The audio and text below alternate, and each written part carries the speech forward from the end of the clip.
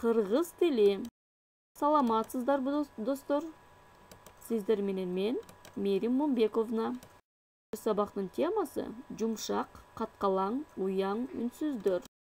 Кыргыз тилинде үнсүздөр үн менен шыбыштын катышына карай каткалаң үнсүздөр, жумшак үнсүздөр, уяң үнсүздөр болуп 3 топко бөлүнөт. Каткалаң үнсүздөргө П, Т, С, Ш, Ç, Ç, К, К, Х, Ф, Эц кирет. А жумшак үнсүздөргө Б, В, Д, З, Ж, Ж, Г кирет.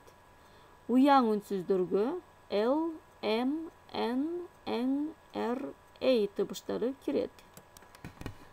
Кыргыз тилинде үндүү тыбыштар сыяктуу эле үнсүз тыбыштар дагы бир сөз ичинде үндөшө келет.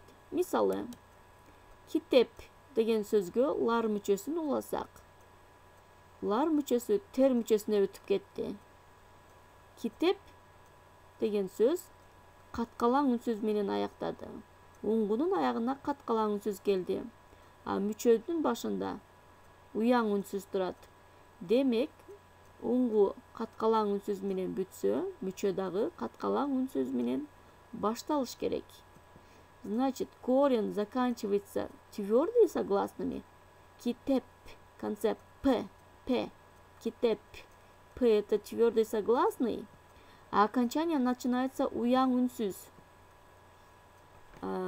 Значит, если вот корень заканчивается каткалаң үнсүз, и окончание тоже начинается каткалаң үнсүз. Кой плюс лар.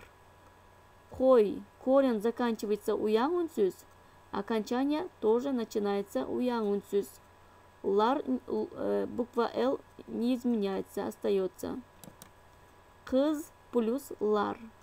Корень заканчивается жумшак үнсүз, з жумшак үнсүз, кыз. А окончание тоже начинается жумшак үнсүз. Кыздар, д жумшак үнсүз. То плюс лар, толор.